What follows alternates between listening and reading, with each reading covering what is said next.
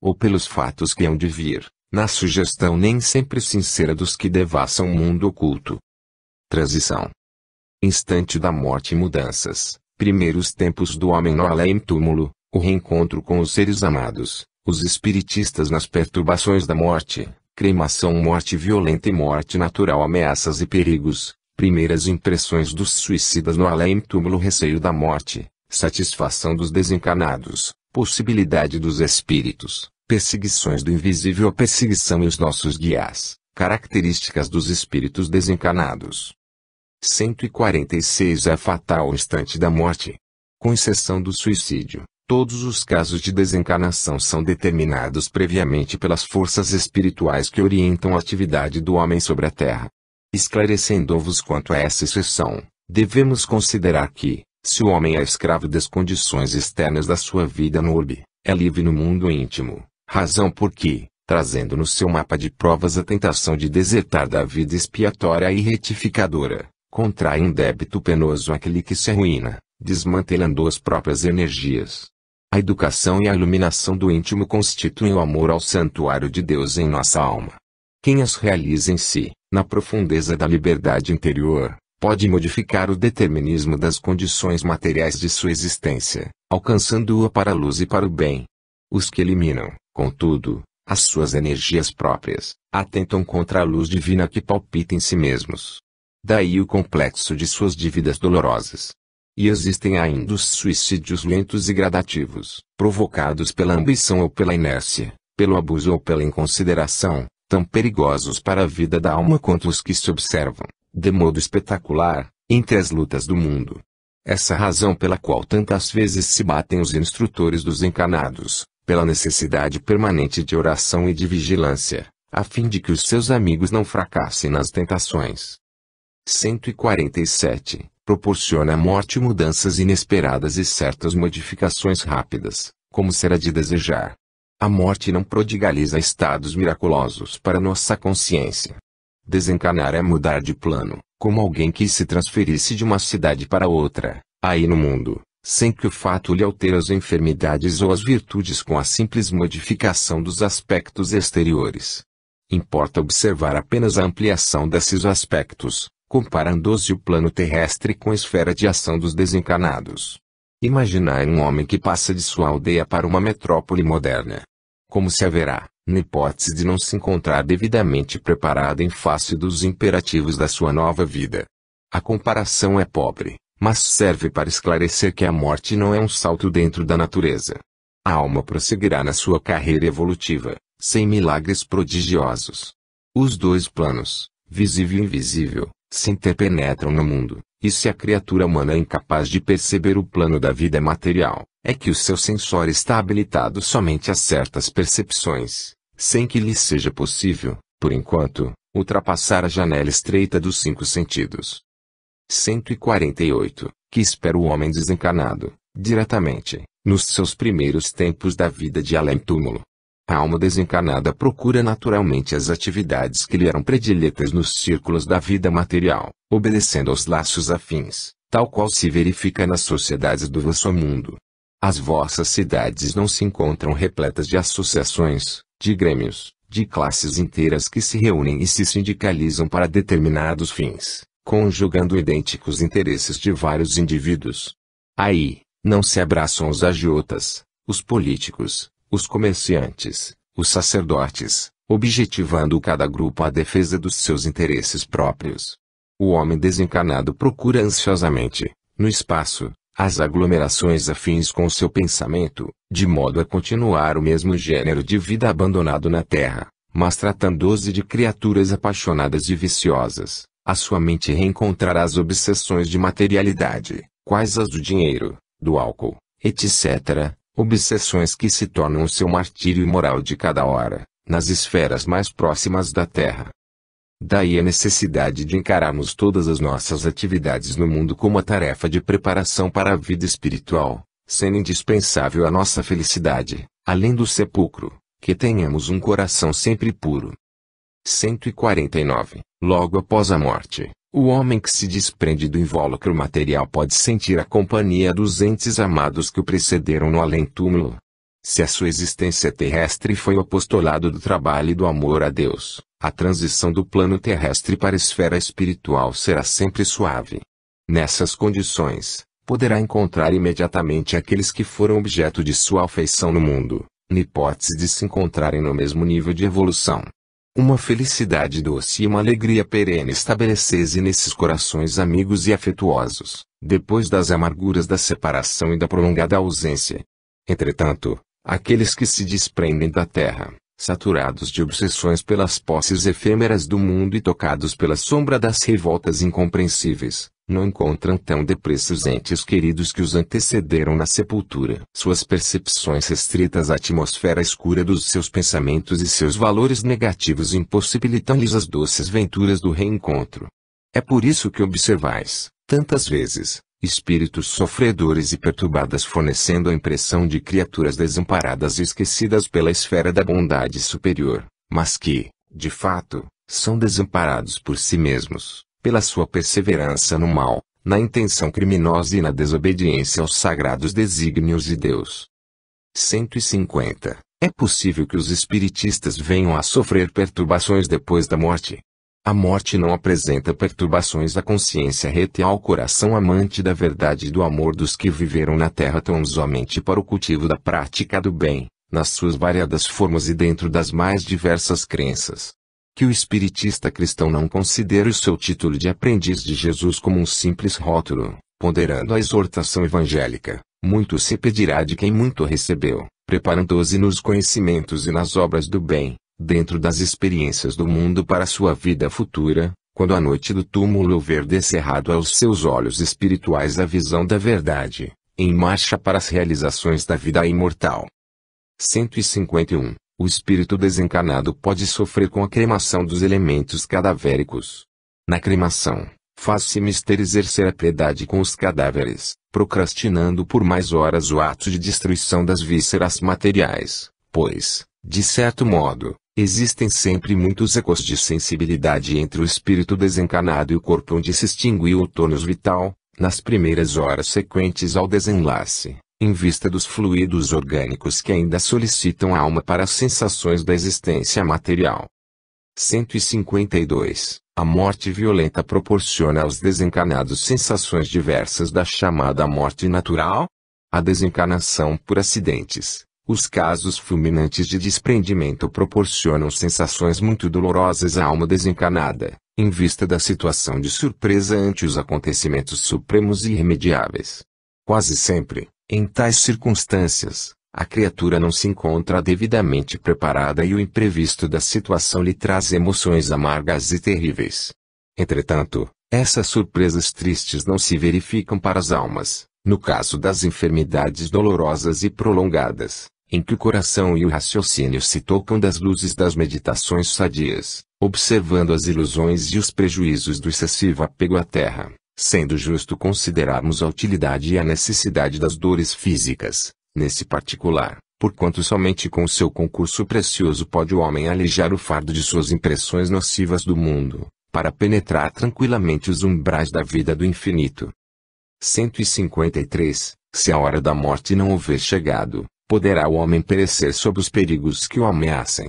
Nos aspectos externos da vida, e desde que o espírito encarnado proceda de conformidade com os ditames da consciência retilínea e do coração bem-intencionado, sem a imponderação dos precipitados e sem o egoísmo dos ambiciosos, toda e qualquer defesa do homem reside em Deus. 154. Quais as primeiras impressões dos que desencarnam por suicídio? A primeira decepção que os aguarda é a realidade da vida que se não extingue com as transições da morte do corpo físico, vida essa agravada por tormentos pavorosos, em virtude de sua decisão tocada de suprema rebeldia. Suicidas a que continuam experimentando os padecimentos físicos da última hora terrestre, em seu corpo somático, indefinidamente. Anos a fio, sentem as impressões terríveis do tóxico que lhes aniquilou as energias, a perfuração do cérebro pelo corpo estranho partido da arma usada no gesto supremo, o peso das rodas pesadas sob as quais se tiraram na ânsia de desertar da vida, a passagem das águas silenciosas e tristes sobre os seus despojos, onde procuraram o ouvido criminoso de suas tarefas no mundo e, comumente, A pior emoção do suicida é de acompanhar, minuto a minuto, o processo da decomposição do corpo abandonado no seio da terra, verminado e apodrecido.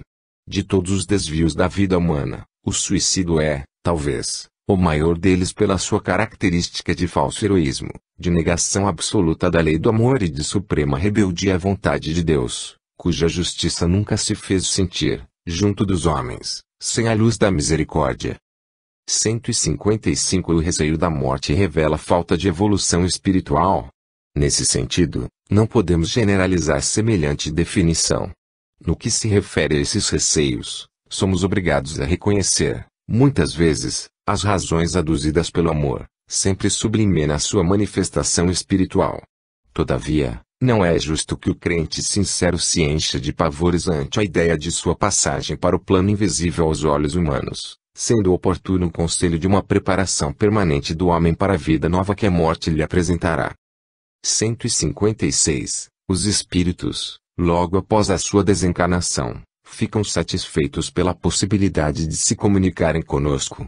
De um modo geral, muito reduzido é o número das criaturas humanas que se preparam para as emoções da morte, no desenvolvimento dos seus trabalhos comuns na Terra e, frequentemente, as meditações da enfermidade não bastam para uma situação de perfeita tranquilidade, nos primeiros tempos do além-túmulo. Eis o motivo por que tão salutares se fazem as vossas reuniões de estudo e de evangelização, às quais concorre grande número de irmãos nossos, ansiosos por uma palavra da terra, porquanto as impressões que trazem do mundo não lhes permitem a percepção dos mentores elevados, das mais altas esferas espirituais. 157. Os espíritos desencarnados podem ouvir-nos e ver-nos quando querem. Como procedem para realizar semelhante desejo?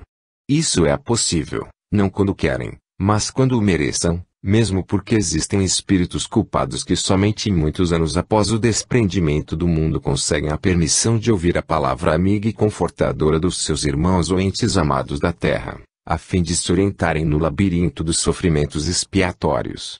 O comparecimento de uma entidade recém-desencarnada às reuniões do Evangelho já significa uma bênção de Deus para o seu coração desiludido, porquanto essas circunstâncias se faz acompanhar dos mais elevados benefícios para a sua vida interior.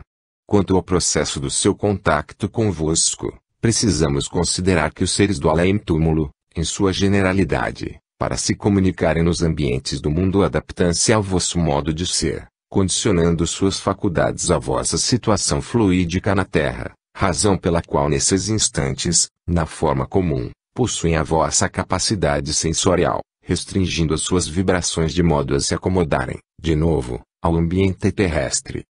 158. Se uma criatura desencarna deixando inimigos na Terra, é possível que continue perseguindo o seu desafeto, dentro da situação de invisibilidade? Isso é possível e quase geral, no capítulo das relações terrestres, porque, se o amor é o laço que reúne as almas nas alegrias da liberdade, o ódio é a algema dos forçados, que os prender reciprocamente no cárcere da desventura. Se alguém partiu odiando, e se no mundo o desafeto faz questão de cultivar os germens da antipatia e das lembranças cruéis, é mais que natural que no plano invisível perseverem os elementos da aversão e da vindita implacáveis, em obediência às leis de reciprocidade, depreendendo-se daí a necessidade do perdão com inteiro esquecimento do mal, a fim de que a fraternidade pura se manifeste através da oração e da vigilância, convertendo o ódio em amor e piedade, com os exemplos mais santos no Evangelho de Jesus.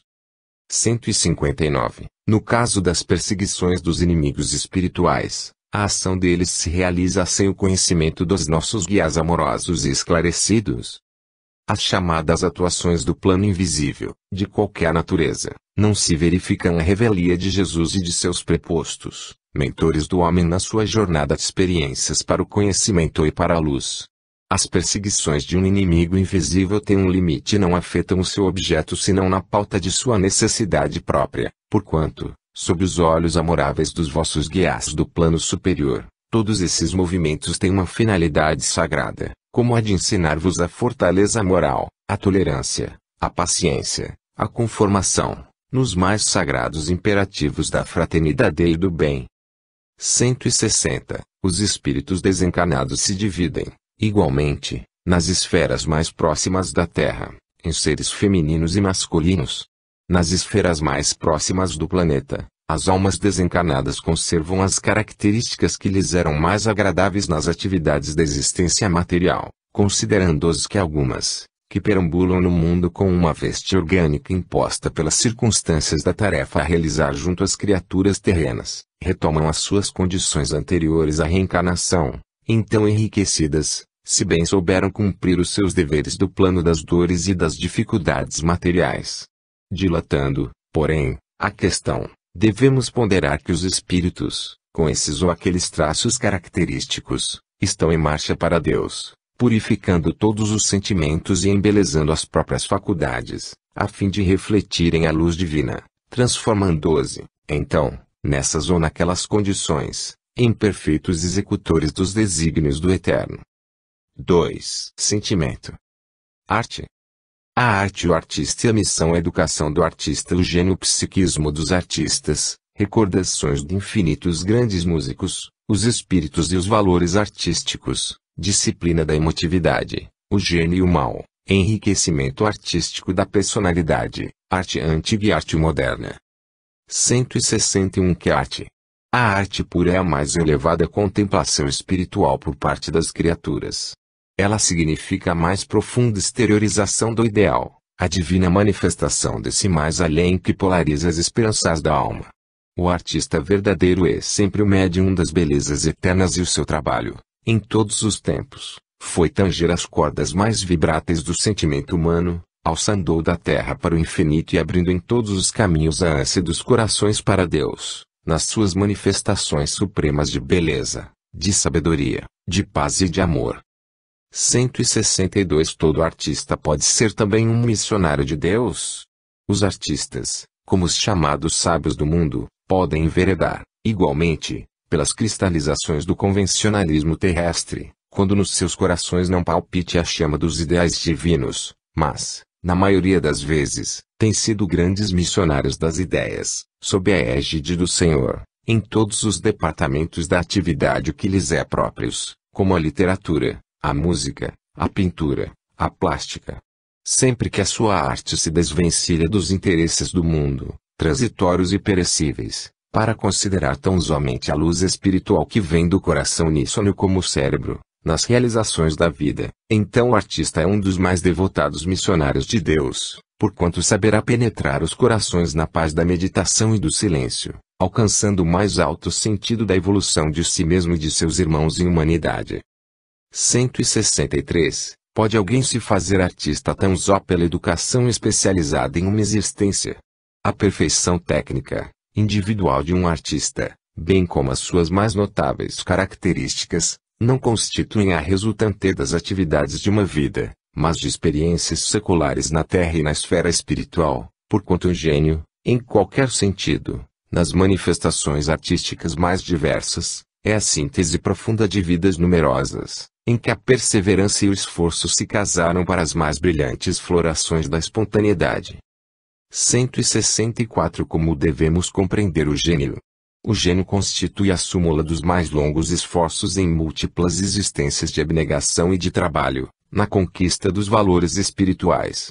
Entendendo a vida pelo seu prisma real, muita vez desatende ao círculo estreito da vida terrestre, no que se refere às suas fórmulas convencionais e os seus preconceitos, tornando-se um estranho ao seu próprio meio, por suas qualidades superiores e inconfundíveis. Esse é o motivo por que a ciência terrestre, encarcerada nos cânones do convencionalismo, presume observar no gênio uma psicose condenável, tratando-o, quase sempre, como a célula enferma do organismo social, para glorificá-lo, muitas vezes, depois da morte, tão logo possa aprender a grandeza da sua visão espiritual na paisagem do futuro. 165. Como poderemos entender o psiquismo dos artistas, tão diferente do que caracteriza o homem comum? O artista, de um modo geral, vive quase sempre mais na esfera espiritual que propriamente no plano terrestre. Seu psiquismo é sempre a resultante do seu mundo íntimo, cheio de recordações infinitas das existências passadas, ou das visões sublimes que conseguiu apreender nos círculos de vida espiritual, antes da sua reencarnação no mundo. Seus sentimentos e percepções transcendem os do homem comum, pela sua riqueza de experiências no pretérito, situação essa que, por vezes, dá motivos à falsa apreciação da ciência humana, que lhe classifica os transportes como neurose ou anormalidade, nos seus erros de interpretação. É que, em vista da sua posição psíquica especial, o artista nunca cede às exigências do convencionalismo do planeta, mantendo-se acima dos preconceitos contemporâneos, salientando-se que, muita vez, na demasia de inconsiderações pela disciplina, apesar de suas qualidades superiores, pode entregar-se aos excessos nocivos à liberdade, quando mal dirigida ou falsamente aproveitada. Eis porque, em todas as situações, o ideal divino da fé será sempre antídoto dos venenos morais, desobstruindo o caminho da alma para as conquistas elevadas da perfeição. 166. No caso dos artistas que triunfaram sem qualquer amparo do mundo e se fizeram notáveis tão só pelos valores da sua vocação, traduzem em suas obras alguma recordação da vida no infinito. As grandes obras-primas da arte, na maioria das vezes, significam a concretização dessas lembranças profundas. Todavia, nem sempre constituem um traço das belezas entrevistas no além pela mentalidade que as concebeu, e sim recordações de existências anteriores, entre as lutas e as lágrimas da terra. Certos pintores notáveis, que se fizeram admirados por obras levadas a efeito sem os modelos humanos, trouxeram à luz nada mais nada menos que as suas próprias recordações perdidas no tempo, na sombra apagada da paisagem de vidas que se foram. Relativamente aos escritores, aos amigos da ficção literária, nem sempre as suas concepções obedecem à fantasia, porquanto são filhas de lembranças inatas, com as quais recompõem o drama vivido pela sua própria individualidade nos séculos mortos. O mundo impressivo dos artistas tem permanentes relações com o passado espiritual, de onde eles extraem o material necessário à construção espiritual de suas obras. 167. Os grandes músicos, quando compõem peças imortais, podem ser também influenciados por lembranças de uma existência anterior. Essa atuação pode verificar-se no que se refere às possibilidades e às tendências, mas, no capítulo da composição, os grandes músicos da Terra, com méritos universais, não obedecem a lembranças do pretérito, e sim a gloriosos impulsos das forças do infinito, porquanto a música na Terra é, por excelência, a arte divina. As óperas imortais não nasceram do lodo terrestre, mas da profunda harmonia do universo, cujos cânticos sublimes foram captados parcialmente pelos compositores do mundo, em momentos de santificada inspiração. Apenas desse modo podereis compreender a sagrada influência que a música nobre opera nas almas, arrebatando-as, em quaisquer ocasiões, as ideias indecisas da terra, para as vibrações do íntimo com o infinito. 168. Os espíritos desencarnados cuidam igualmente dos valores artísticos no plano invisível, para os homens. Temos de convir que todas as expressões de arte na Terra representam traços de espiritualidade, muitas vezes estranhos à vida do planeta.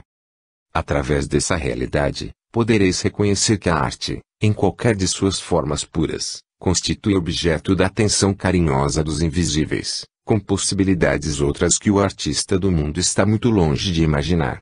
No além, é com o seu concurso que se reformam os sentimentos mais impiedosos, predispondo as entidades infelizes às experiências expiatórias e purificadoras. E é crescendo nos seus domínios de perfeição e de beleza que a alma evolve para Deus, enriquecendo-se nas suas sublimes maravilhas. 169. A emotividade deve ser disciplinada. Qualquer expressão emotiva deve ser disciplinada pela fé, porquanto a sua expansão livre, na base das incompreensões do mundo, pode fazer-se acompanhar de graves consequências. 170. Com tantas qualidades superiores para o bem, pode o artista de gênio transformar-se em instrumento do mal? O homem genial é como a inteligência que houvesse atingido as mais perfeitas condições de técnica realizadora. Essa aquisição, porém, não o exime da necessidade de progredir moralmente, iluminando a fonte do coração. Em vista de numerosas organizações geniais não haverem alcançado a culminância de sentimento é que temos contemplado, muitas vezes, no mundo, os talentos mais nobres encarcerados em tremendas obsessões, ou anulados em desvios dolorosos, porquanto, Acima de todas as conquistas propriamente materiais, a criatura deve colocar a fé, como um eterno ideal divino. 171. De modo geral, todos os homens terão de buscar os valores artísticos para a personalidade?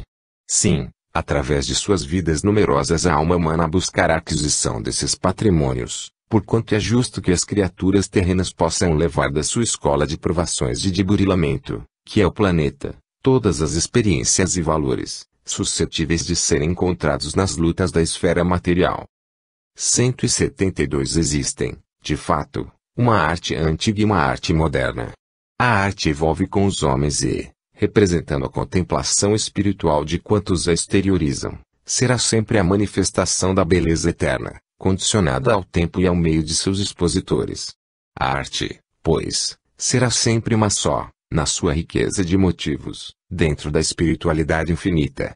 Ponderemos, contudo, que, se existe hoje grande número de talentos com a preocupação excessiva de originalidade, dando curso às expressões mais extravagantes de primitivismo, esses são os cortejadores irrequietos da glória mundana que, mais distanciados da arte legítima, nada mais conseguem que refletir a perturbação dos tempos que passam, apoiando o domínio transitório da futilidade da força. Eles, porém, passarão como passam todas as situações incertas de um cataclismo, como zangões da sagrada colmeia da beleza divina, que, em vez de espiritualizarem a natureza, buscam deprimi-la com as suas concepções extravagantes e doentias.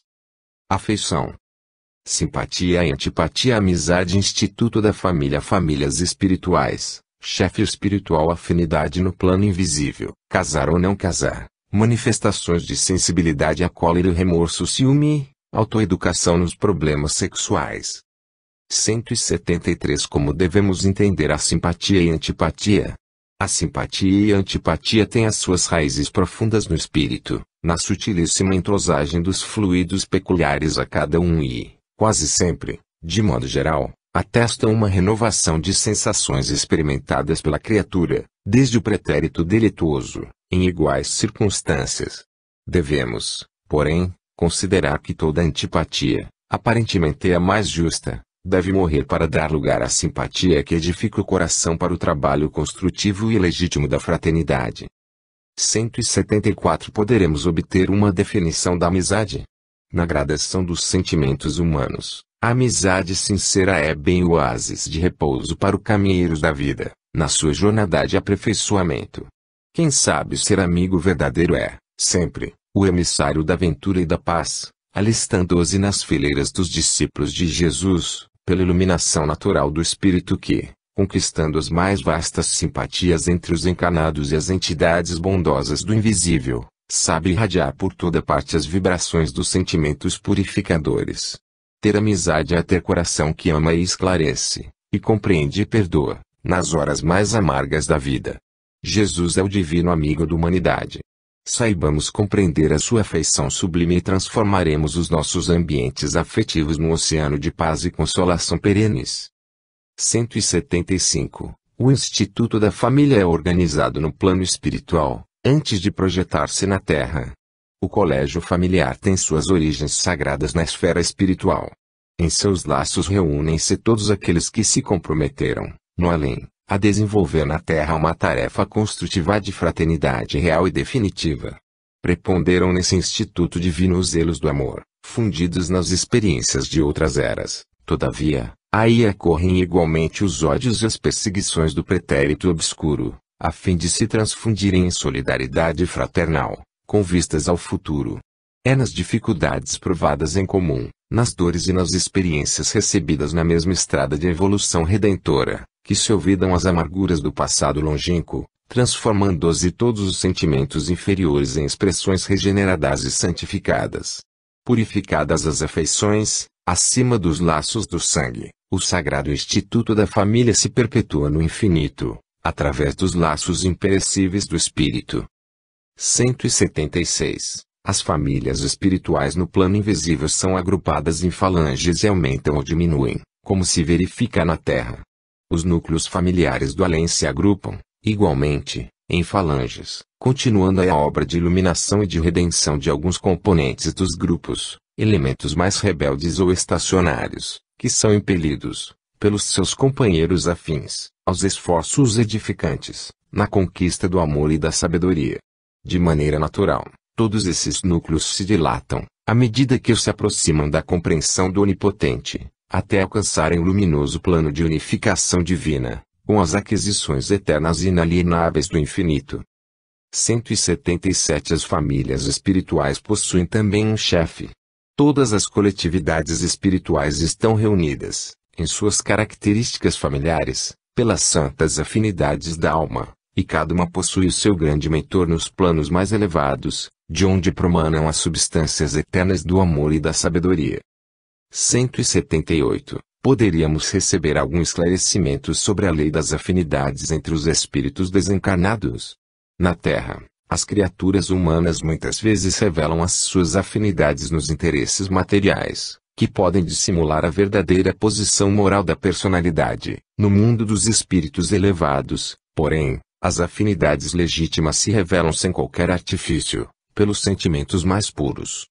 179. No capítulo das afeições terrenas, o casar ou não casar está fora da vontade dos seres humanos.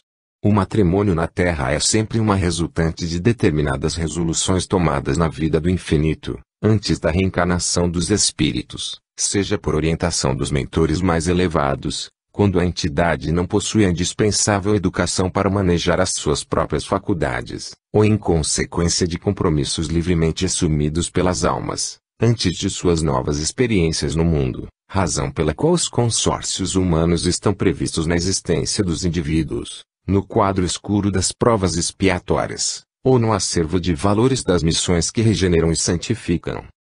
180. A indiferença nas manifestações de sensibilidade afetiva, dentro dos processos de evolução da vida na Terra, nas horas de dor e de alegria, é atitude justificável como medida de vigilância espiritual. A indiferença que se traduz por cristalização dos sentimentos é sempre perigosa para a vida da alma, todavia, existem atitudes no domínio da exteriorização emocional que se justificam pela natureza de suas expressões educativas. 181. Como entender o sentimento da cólera nos trâmites da vida humana? A cólera não resolve os problemas evolutivos e nada mais significa que um traço de recordação dos primórdios da vida humana em suas expressões mais grosseiras. A energia serena edifica sempre, na construção dos sentimentos purificadores, mas a cólera impulsiva, nos seus movimentos atrabiliários, é um vinho envenenado de cuja embriaguez a alma desperta sempre com o coração tocado de amargosos ressaibos. 182 O remorso é uma punição? O remorso é a força que prepara o arrependimento, como este é a energia que precede o esforço regenerador. Choque espiritual das suas características profundas, o remorso é o interstício para a luz, através do qual recebe o homem a cooperação indireta de seus amigos do invisível, a fim de retificar seus desvios e renovar seus valores morais, na jornada para Deus. 183 Como se interpreta o ciúme no plano espiritual? O ciúme, propriamente considerado nas suas expressões de escândalo e de violência, é um indício de atraso moral ou de estacionamento no egoísmo, dolorosa situação que o homem somente vencerá a golpes de muito esforço, na oração e na vigilância, de modo a enriquecer o seu íntimo com a luz do amor universal, começando pela piedade para com todos os que sofrem e erram, guardando também a disposição sadia para cooperar na elevação de cada um. Só a compreensão da vida, colocando-nos na situação de quem errou ou de quem sofre, a fim de iluminarmos o raciocínio para a análise serena dos acontecimentos, poderá aniquilar o ciúme no coração, de modo a cerrar-se a porta ao perigo, pela qual toda alma pode atirar-se a terríveis tentações, com largos reflexos nos dias do futuro.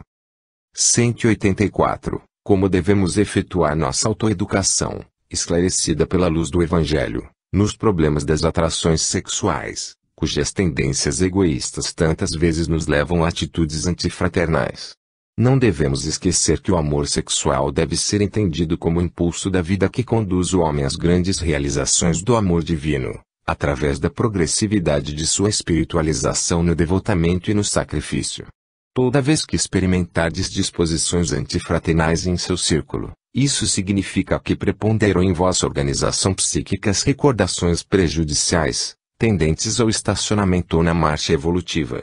É aí que urge o esforço da autoeducação, porquanto toda criatura necessita resolver o problema da renovação de seus próprios valores. A vez de observar que Deus não extermina as paixões dos homens, mas fala-as evoluir, convertendo-as pela dor em sagrados patrimônios da alma, competindo às criaturas dominar o coração, guiar os impulsos, orientar as tendências, na evolução sublime dos seus sentimentos.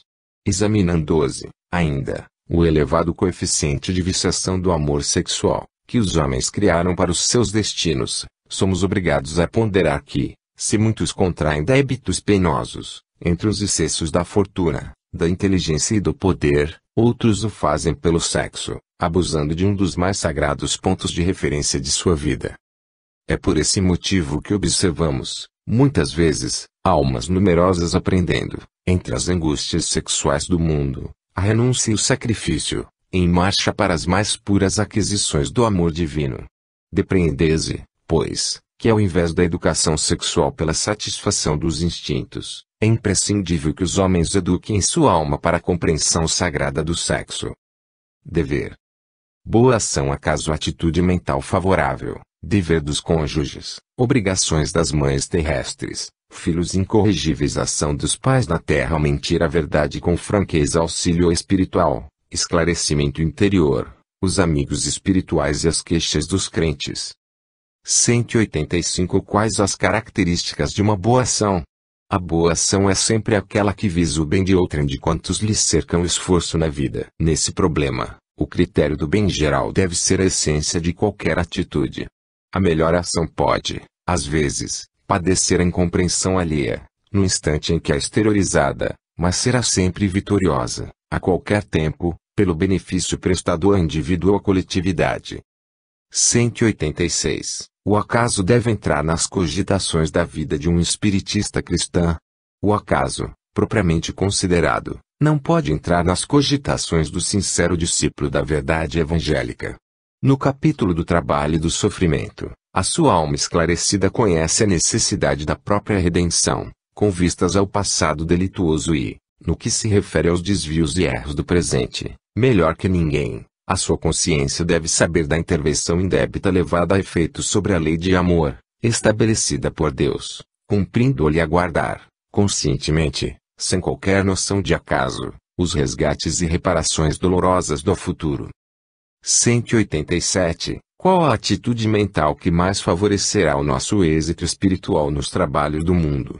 Essa atitude deve ser a que vos é ensinada pela lei divina, na reencarnação em que vos encontrais, isto é, a do esquecimento de todo o mal, para recordar apenas o bem e a sagrada oportunidade de trabalho e edificação, no patrimônio eterno do tempo. Esquecer o mal é aniquilá-lo e perdoar a quem o pratique é ensinar o amor, conquistando afeições sinceras e preciosas. Daí a necessidade do perdão, no mundo, para que o incêndio do mal possa ser exterminado, devolvendo-se a paz legítima aos corações. 188 Como devem proceder os cônjuges para bem cumprir seus deveres? O matrimônio, muito frequentemente, na terra constitui uma prova difícil, mas redentora.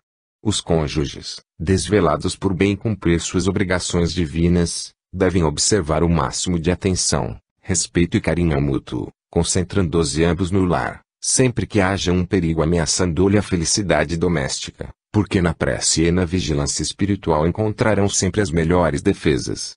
No lar, muitas vezes, quando um dos cônjuges se transvia, a tarefa é de luta e lágrimas penosas, porém no sacrifício, toda alma se santifica e se ilumina, transformando-se em modelo no sagrado instituto da família.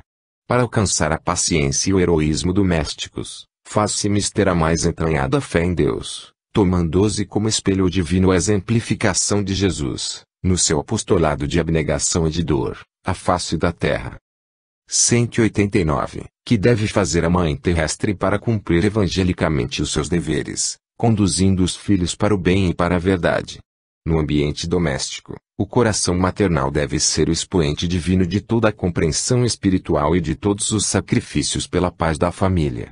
Dentro dessa esfera de trabalho, na mais santificada tarefa de renúncia pessoal, a mulher cristã acende a verdadeira luz para o caminho dos filhos através da vida.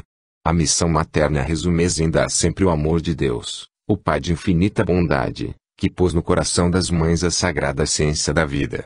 Nos labores do mundo, existem aquelas que se deixam levar pelo egoísmo do ambiente particularista. Contudo, é preciso acordar a tempo, de modo a não viciar a fonte da ternura. A mãe terrestre deve compreender, antes de tudo, que seus filhos, primeiramente, são filhos de Deus. Desde a infância, deve prepará-los para o trabalho e para a luta que os esperam. Desde os primeiros anos, deve ensinar a criança a fugir do abismo da liberdade, controlando-lhe as atitudes e concentrando-lhe as posições mentais, pois que essa é a ocasião mais propícia à edificação das bases de uma vida. Deve sentir os filhos de outras mães como se fossem os seus próprios, sem guardar, de modo algum, a falsa compreensão de que os seus são melhores e mais altamente aquinhoados que os das outras. Ensinará a tolerância mais pura, mas não desdenhará a energia quando seja necessária no processo da educação, reconhecida a heterogeneidade das tendências e a diversidade dos temperamentos. Sacrificar-se de todos os modos ao seu alcance, sem quebrar o padrão de grandeza espiritual de sua tarefa, pela paz dos filhos, ensinando-lhes que toda dor é respeitável, que todo trabalho edificante é divino e que todo desperdício é falta grave.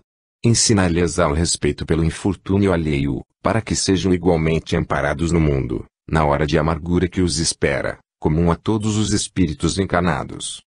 Nos problemas da dor e do trabalho, da provação e da experiência, não deve dar razão a qualquer queixa dos filhos, sem exame desapaixonado e meticuloso das questões, levantando-lhes os sentimentos para Deus, sem permitir que estacionem na futilidade ou nos prejuízos morais das situações transitórias do mundo.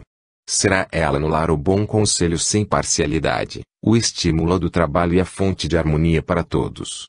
Buscará na piedosa Mãe de Jesus o símbolo das virtudes cristãs, transmitindo aos que a cercam os dons sublimes da humildade e da perseverança, sem qualquer preocupação pelas glórias efêmeras da vida material. Cumprindo esse programa de esforço evangélico, na hipótese de fracassar em todas as suas dedicações e renúncias, compete às mães incompreendidas entregar o fruto de seus labores a Deus, prescindindo de qualquer julgamento do mundo, pois que o Pai de misericórdia saberá apreciar os seus sacrifícios e abençoarão as suas penas, no Instituto Sagrado da Vida Familiar. 190. Quando os filhos são rebeldes e incorrigíveis, impermeáveis a todos os processos educativos, como devem proceder aos pais? Depois de movimentar todos os processos de amor e de energia no trabalho de orientação educativa dos filhos, é justo que os responsáveis pelo instituto familiar, sem descontinuidade da dedicação e do sacrifício, esperem a manifestação da providência divina para o esclarecimento dos filhos incorrigíveis, compreendendo que essa manifestação deve chegar através de dores e de provas acerbas, de modo a semear-lhes, com êxito, o campo da compreensão e do sentimento. 191. Como poderão os pais despertar no íntimo do filho rebelde as noções sagradas do dever e das obrigações para com Deus Todo-Poderoso, de quem somos filhos?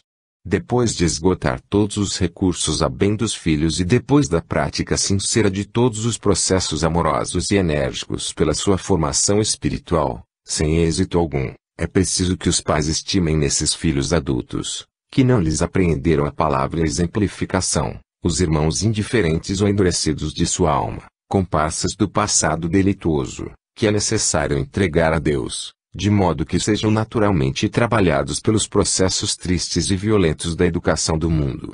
A dor tem possibilidades desconhecidas para penetrar os espíritos, onde a linfa do amor não conseguiu brotar, não obstante o serviço inestimável do afeto paternal, humano. Eis a razão pela qual, em certas circunstâncias da vida, faz-se mister que os pais estejam revestidos de suprema resignação, reconhecendo no sofrimento que persegue os filhos a manifestação de uma bondade superior, cujo buri oculto, constituído por sofrimentos, remodela e aperfeiçoa com vistas ao futuro espiritual. 192. A mentira retarda o desenvolvimento do espírito. Mentira não é ato de guardar a verdade para o momento oportuno, porquanto essa atitude mental se justifica na própria lição do Senhor, que recomendava aos discípulos não atirarem a esma semente bendita dos seus ensinos de amor. A mentira é a ação capciosa que visa o proveito imediato de si mesmo, em detrimento dos interesses alheios em sua feição legítima e sagrada. E essa atitude mental da criatura é das que mais humilham a personalidade humana, retardando, por todos os modos, a evolução divina do espírito.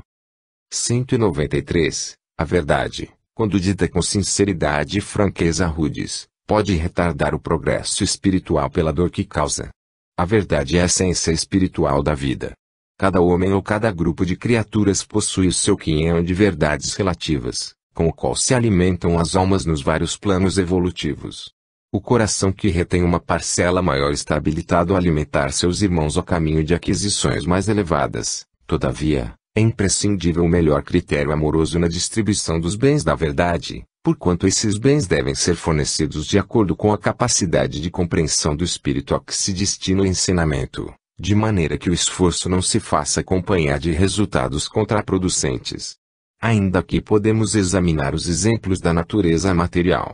A nutrição de um menino deve conter a substância mantenedora da vida, mas não pode ser análoga à nutrição do adulto. A despreocupação nesse assunto poderia levar a criança ao aniquilamento, embora as substâncias ministradas estivessem repletas de elementos vitais.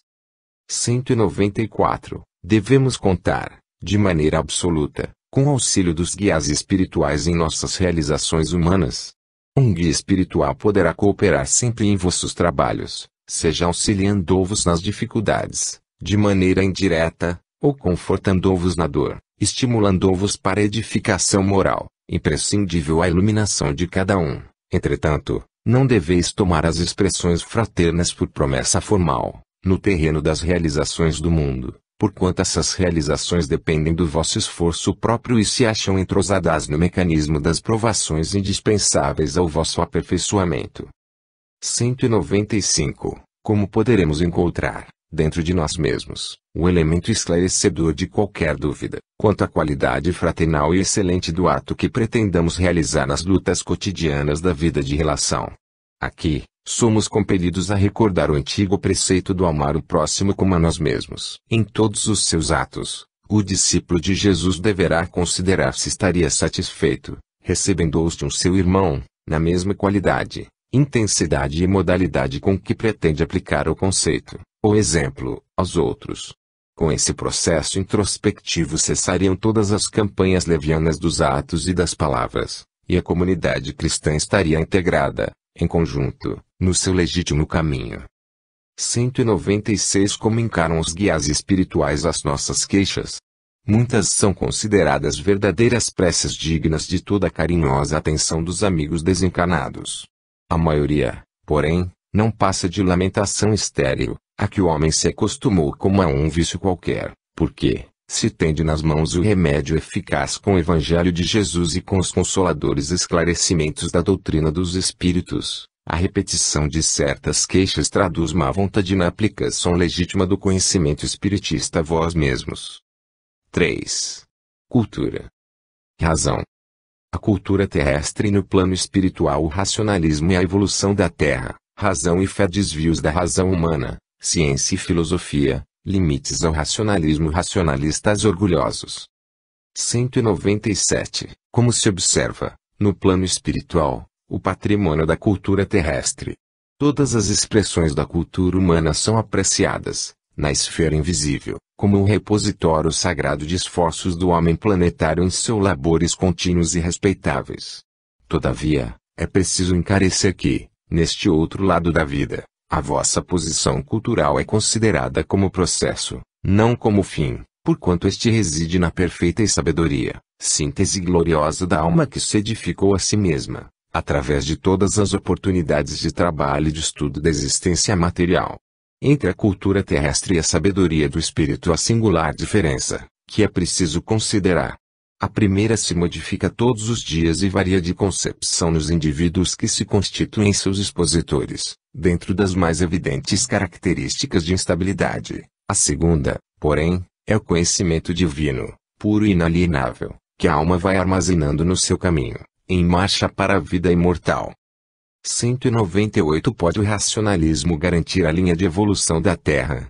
Para si só, o racionalismo não pode efetuar esse esforço grandioso, mesmo porque, Todos os centros da cultura terrestre têm abusado largamente desse conceito. Nos seus excessos, observamos uma venerável civilização condenada à amargura das ruínas. A razão sem o sentimento é fria e implacável como os números, e os números podem ser fatores de observação e catalogação da atividade, mas nunca criaram a vida. A razão é uma base indispensável, mas só o sentimento cria e edifica. É por esse motivo que as conquistas do humanismo jamais poderão desaparecer nos processos evolutivos da humanidade. 199 Poderá a razão dispensar a fé? A razão humana é ainda muito frágil e não poderá dispensar a cooperação da fé que a ilumina, para a solução dos grandes e sagrados problemas da vida. Em virtude da separação de ambas, nas estradas da vida, é que observamos o homem terrestre no desfiladeiro terrível da miséria e da destruição. Pela insânia da razão, sem a luz divina da fé, a força faz as suas derradeiras tentativas para senhorear-se de todas as conquistas do mundo. Falastes demasiadamente de razão e permaneceis na guerra da destruição, onde só perambulam miseráveis vencidos. Revelastes as mais elevadas demonstrações de inteligência, mas mobilizais todo o conhecimento para o morticínio sem piedade. Pregastes a paz, fabricando os canhões homicidas, pretendestes haver solucionado os problemas sociais, intensificando a construção das cadeias e dos prostíbulos. Esse progresso é o da razão sem a fé, onde os homens se perdem em luta inglória e sem fim. 200 Onde localizar a origem dos desvios da razão humana? A origem desse desequilíbrio reside na defecção do sacerdócio, nas várias igrejas que se fundaram nas concepções do cristianismo, ocultando a verdade para que prevalecessem os interesses econômicos de seus transviados expositores. As seitas religiosas operaram os desvirtuamentos da fé, fixando a sua atividade, por absoluta ausência de colaboração com o raciocínio, no caminho infinito de conquistas da vida. 201. No quadro dos valores racionais, ciência e filosofia se integram mutuamente, objetivando as realizações do espírito. Ambas se completam no campo das atividades do mundo, como dois grandes rios que, servindo a regiões diversas na esfera da produção indispensável à manutenção da vida, se reúnem em determinado ponto do caminho para desaguarem, juntos, no mesmo oceano, que é o da sabedoria. 202. No problema da investigação há limites para a aplicação dos métodos racionalistas. Esses limites existem, não só para a aplicação, como também para a observação, limites esses que são condicionados pelas forças espirituais que presidem a evolução planetária, atendendo à conveniência ao estado de progresso moral das criaturas. É por esse motivo que os limites das aplicações e das análises chamadas positivas sempre acompanham e seguirão sempre o curso da evolução espiritual das entidades encarnadas na Terra. 203. Como apreciar os racionalistas que se orgulham de suas realizações terrestres, nas quais pretendem encontrar valores finais e definitivos. Quase sempre, os que se orgulham de alguma coisa caem no egoísmo isolacionista que os separa do plano universal. Mas os que amam o seu esforço nas realizações alheias ou a continuidade sagrada das obras dos outros, na sua atividade própria, jamais conservam pretensões descabidas e nunca restringem sua esfera de evolução, porquanto as energias profundas da espiritualidade lhes santificam os esforços sinceros, conduzindo-os aos grandes feitos através dos elevados caminhos da inspiração. Intelectualismo. Progresso moral e intelectivo. Capacidade intelectual do homem. Atual posição intelectiva da Terra. Decadência intelectual, tarefa especializada da inteligência. Responsabilidade do escritor, os trabalhadores do espiritismo e os intelectuais do mundo. 204. A alma humana poder-se-á elevar para Deus, tão somente com o progresso moral, sem os valores intelectivos. O sentimento e a sabedoria são as duas asas com que a alma se elevará para a perfeição infinita. No círculo acanhado do orbe terrestre, ambos são classificados como adiantamento moral e adiantamento intelectual, mas, como estamos examinando os valores propriamente do mundo, em particular, devemos reconhecer que ambos são imprescindíveis ao progresso, sendo justo, porém, considerar a superioridade do primeiro sobre o segundo, porquanto a parte intelectual sem a moral pode oferecer numerosas perspectivas de queda, na repetição das experiências, enquanto que o avanço moral jamais será excessivo, representando o núcleo mais importante das energias evolutivas. 205. Podemos ter uma ideia da extensão de nossa capacidade intelectual? A capacidade intelectual do homem terrestre é excessivamente reduzida, em face dos elevados poderes da personalidade espiritual independente dos laços da matéria. Os zelos da reencarnação fazem o papel de quebra-luz sobre todas as conquistas anteriores do espírito reencarnado. Nessa sombra reside o acervo de lembranças vagas, de vocações inatas, de numerosas experiências, de valores naturais e espontâneos, a que chamais subconsciência. O homem comum é uma representação parcial do homem transcendente, que será reintegrado nas suas aquisições do passado, depois de haver cumprido a prova ou a missão exigidas pelas suas condições morais, no mecanismo da justiça divina. Aliás, a incapacidade intelectual do homem físico tem sua origem na sua própria situação, caracterizada pela necessidade de provas amargas. O cérebro humano é um aparelho frágil e deficiente, onde o espírito em queda tem de valorizar as suas realizações de trabalho. Imaginai a caixa craniana, onde se acomodam células microscópicas, inteiramente preocupadas com sua sede de oxigênio, sem o dispensarem por um milésimo de segundo, a corrente do sangue que as irriga, a fragilidade dos filamentos que as reúnem, cujas conexões são de 100 milésimos de milímetro, e tereis assim uma ideia exata da pobreza da máquina pensante de que dispõe o sábio da terra para suas orgulhosas deduções, verificando que, por sua condição de espírito caído na luta expiatória, tudo tende a demonstrar ao homem do mundo a sua posição de humildade, de modo que, em todas as condições, possa ele cultivar os valores legítimos do sentimento. 206. Como é considerada, no plano espiritual, a posição atual intelectiva da Terra? Os valores intelectuais do planeta, nos tempos modernos, sofrem a humilhação de todas as forças corruptoras da decadência. A atual geração, que tantas vezes se entregou à jactância, atribuindo a si mesma as mais altas conquistas no terreno do raciocínio positivo, operou os mais vastos desequilíbrios nas correntes evolutivas do orbe, com o seu injustificável divórcio do sentimento. Nunca os círculos educativos da Terra possuíram tanta facilidade de amplificação, como agora, em face da evolução das artes gráficas. Jamais o livro e o jornal foram tão largamente difundidos. Entretanto, a imprensa, quase de modo geral, é o órgão de escândalo para a comunidade e centro de interesse econômico para o ambiente particular, enquanto que poucos livros triunfam sem o bafejo da fortuna privada ou oficial, na hipótese de ventilarem os problemas elevados da vida. 207. A decadência intelectual pode prejudicar o equilíbrio do mundo. Sem dúvida. E é por essa razão que observamos na paisagem político-social da Terra as aberrações, os absurdos teóricos, os extremismos operando a inversão de todos os valores.